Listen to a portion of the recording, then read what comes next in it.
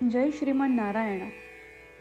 खालील दिलेले भाष्य हे श्री रामानुजदास श्रीमान गट्टू वेणुगोपाल स्वामी यांनी इंग्रजीत केलेला श्रीमद भगवद्गीतेचा मराठी भावार्थ आहे.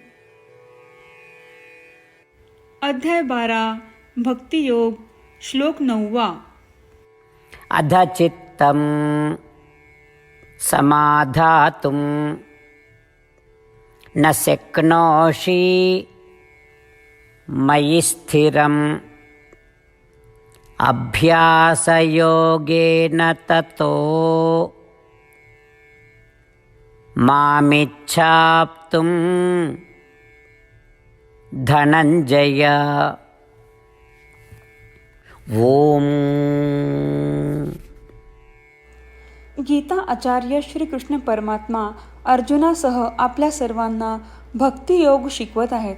परमात्मा म्हणतात, अर्जुना, जर तू तुझे मन एकाग्र करू शकत नसशील आणि तुझे मन माझ्यावर स्थिर करू शकत नसशील तर तू दुसऱ्या मार्गाने सराव करू शकतोस. तर दुसरा मार्ग कुठला?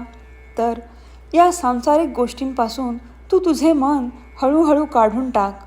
माझ्या चांगल्या गुणांचे वारंवार स्मरण कर, माझ्या दैवी नामांचा वारंवार जप कर आणि मला प्राप्त करण्याची इच्छा वाढव. अशा प्रकारे श्रीकृष्ण परमात्मा आपल्याला त्यांच्या प्राप्तीसाठी एक सोपी प्रक्रिया देत आहेत. यास्तव तात्पुरत्या सुखांपासून आपल्या इंद्रियांना बाहेर काढूया. श्रीकृष्ण परमात्म्यांच्या दैवी गुणांचे वारंवार स्मरण करूया. श्रीकृष्ण परमात्म्यांच्या नामांचा वारंवार जप करूया आणि केवळ शुद्ध आनंदाचे मूर्त स्वरूप असलेले श्रीकृष्ण परमात्म्यांची प्राप्ती करण्याची इच्छा वाढवूया. श्रीकृष्ण परमात्मा किंवा श्रीमान नारायण यांना शरण जाऊन आपले जीवन अर्थपूर्ण बनवण्याचा प्रयत्न करत असताना आपण श्रीकृष्ण परमात्म्यांचे शब्द जसेच्या तसे श्लोकाच्या रूपात पुन्हा सांगण्याचा प्रयत्न करूया. अधचित्तं समाधातुं न शक्नोषि मयि स्थिरम् अभ्यासयोगेन ततो मामिच्छाप्तुं धनंजय. श्रीमद भगवद्गीतेचे संपूर्ण सार श्रीकृष्ण परमात्म्यांनी अध्याय 18 श्लोक 65 ते 70 मध्ये 8 गोष्टी करण्यासाठी दिल्या आहेत.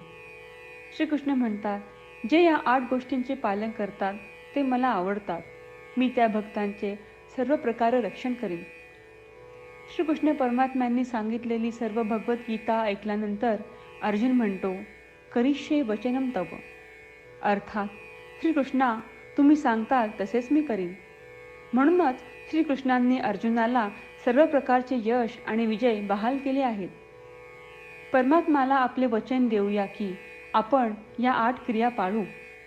परमात्म्याला हा शब्द देण्यापेक्षा मोठी कोणतीही पूजा, तप, यज्ञ नाही. ह्या 8 क्रियांचा तुम्ही सर्वांनी मनाने विचार करा असे मी म्हणेन. अशा प्रकारे आपण श्रीकृष्ण परमात्म्याला आपले वचन देत आहोत. आपण सर्वांनी श्रीकृष्णाच्या चेहऱ्याचा आनंद आणि सुख अनुभवूया. जय श्रीमन नारायणा. ह्या 8 क्रिया खालीलप्रमाणे आहेत. हे श्रीमन नारायणा, तुम्ही सांगितल्याप्रमाणे मी नेहमी तुमच्यावर चिंतन आणि विचार करीन. हे श्रीमन नारायणा, तुम्ही सांगितल्याप्रमाणे मी सदैव तुमचा भक्त असेन. हे श्रीमन नारायणा, माझी सर्व कृती तुमची सेवा आणि तुमच्या समाधानासाठी करेन. हे श्रीमन नारायणा, तुम्ही अनुसरण करायला सांगितल्याप्रमाणे मला खूप विश्वास आहे की मी तुमचा आहे आणि मी नेहमी हात जोडून तुम्हाला नमस्कार करीन आणि तुमची पूजा करीन. हे श्रीमन नारायणा, मला तुमचे शब्द आठवले. मामेकम शरणम व्रज, जे तुम्ही एकट्याला शरण जायला सांगितले आहेत. श्रीमन नारायणा, मी एकटाच तुम्हाला शरण जातो. हे श्रीमन नारायणा, मला तुमचे मा शुचाह शब्द आठवले की तुम्ही आम्हाला दुःख न करण्याचे आश्वासन देत आहात. मी यापुढे शोक करणार नाही. हे श्रीमन नारायणा, तुम्ही आमच्यासाठी श्रीमद भगवद्गीता देऊन आम्हा सर्वांवर कृपा केली आहे आणि आशीर्वाद दिला आहे. मी दररोज किमान 1 श्लोक वाचण्याचे किंवा ऐकण्याचे वचन देतो. हे श्रीमन नारायणा, तुम्ही गीता सर्व मानवजातीपर्यंत पोहोचवलीस. मी गीतेतील तुमचे दैवी वचन त्या भक्तांपर्यंत पोहोचवण्याचा प्रयत्न करेन जे गीतेला अपरिचित आहेत. हे श्रीमन नारायणा, तुम्ही सांगताल तसेच मी करेन. तुमच्या इच्छेप्रमाणे वागेन आणि तुमच्यासाठीच काम करीन. श्रीमन नारायणाला आपण वचन देऊयात की दररोज त्यांनी सांगितल्याप्रमाणे आपण आचरण करू. हीच एक महान पूजा आहे. श्रीमन नारायणा, करिष्ये वचनम तव. श्रीमन नारायणा, मी तुमच्या सूचनेनुसार वागेन. अधचित्तं समाधातुं न शक्नोषि मयि स्थिरम् अभ्यासयोगेन ततो मामिच्छाप्तुं